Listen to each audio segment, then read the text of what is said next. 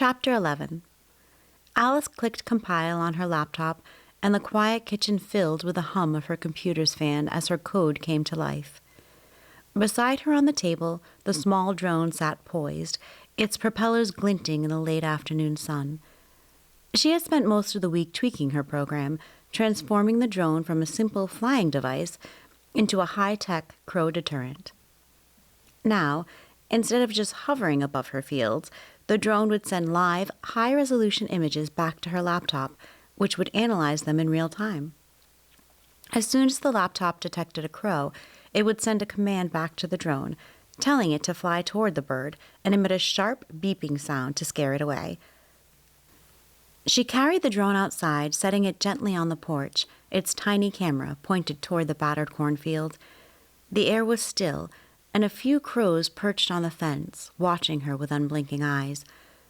She launched the drone from her laptop, and with a soft hum, it rose into the sky, hovering above the brown stalks like a miniature mechanical guardian. It zipped and spun, flying between rows of corn and capturing live footage of the field below.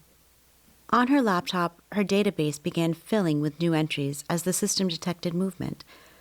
A line of code for each sighting, each analysis. Data piling up like the notes of a carefully composed symphony, marking the start of her battle against the crows. First entry, Corvus brachyrhynchos, the American crow. Ha! Alice let out a triumphant laugh, doing a small, victorious dance in her kitchen. The second entry, Scialia scialis. She furrowed her brow, then quickly looked it up to confirm. The eastern bluebird. Harmless, she thought, just a little passerby. She added a line to her code to ignore the sightings of Scialia scialis. Her focus, after all, was on the real enemy, the crows. Her eyes narrowed as she watched them flitting across the field, their dark wings slicing through the air, seemingly mocking her efforts. But the last entry made her pause. Macropus fuliginosus. The western gray kangaroo? Confused, she scrolled through the footage. The grainy, black-and-white image revealed nothing more than her husband strolling into the field, bending down to adjust the irrigation lines. A laugh escaped her. He'd hate knowing the system had labeled him as an Australian marsupial. The image recognition software clearly needed some refining. It wasn't exactly trained to distinguish human silhouettes from wildlife. Yet, she made a mental note to add a filter for any more kangaroo sightings and excluded them from triggering the drone response. Satisfied, she flew the drone back to the porch and headed inside, her mind already buzzing with ideas for the next round of updates. Alice's son bounded into the house, sneakers thudding on the wooden floor as he dumped his backpack in the hallway and made a beeline for the fridge. Hearing the familiar clamor, Alice guided the drone back to its perch on the porch, closing her laptop just as he pulled a juice box and an apple from the fridge.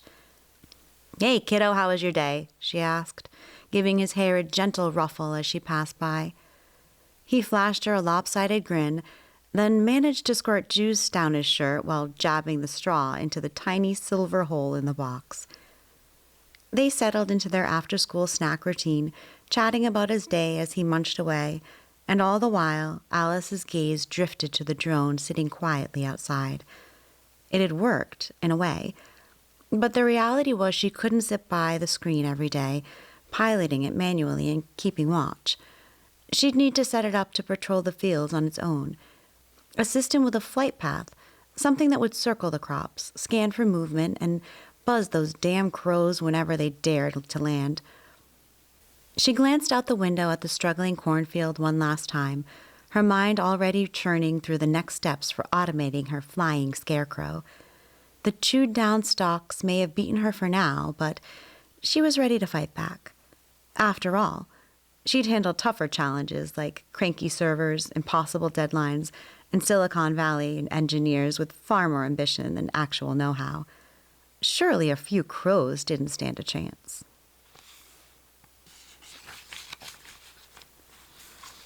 Alice reviewed the results from her latest test run. The drone's automated flight path, had managed to cover about 95% of her field, but it took a full 75 minutes to complete the sweep. The data was promising, though.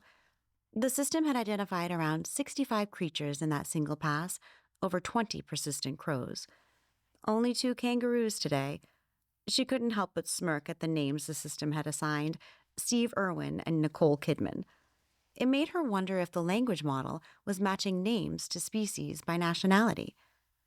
She added that to her growing list of questions for Stella when she ran into her in the fields. She leaned back, considering how to speed up the drone's rounds. The camera's resolution was good enough that flying the drone a bit higher might still give her the clarity she needed, but cover the area much faster. After some quick calculations, she realized that raising the altitude by 10 feet would bring the entire sweep down in under 20 minutes. As she programmed the update and watched the drone lift off into its adjusted flight path, Alice reached out to Garrett Bauer, the developer who'd built the original branch. She tapped out a quick message.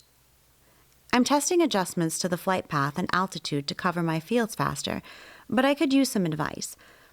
Anything you suggest for improving coverage or detection? Are you experimenting with similar adjustments? Let me know what's been working for you." Not even a minute later, GitHub pinged with Garrett's enthusiastic response. Alice was curious about the time difference and wondered if this person slept. "Raising the altitude def helps. I've been running tests with altitude and field width to boost coverage, but there's still a limit to image quality and line of sight. Use satellite scans for broad overviews and then narrow down with the drone for details." Intrigued, Alice shot back another message. Alice: "Which satellite platform are you using?" Garrett: "Google Earth Engine. I'll upload the code. Still in process, but good enough to pull and process field data." Alice's mind buzzed with possibilities. With a combination of satellite scans and drone details, she'd be able to monitor her fields in real time. She couldn't wait to try Garrett's code.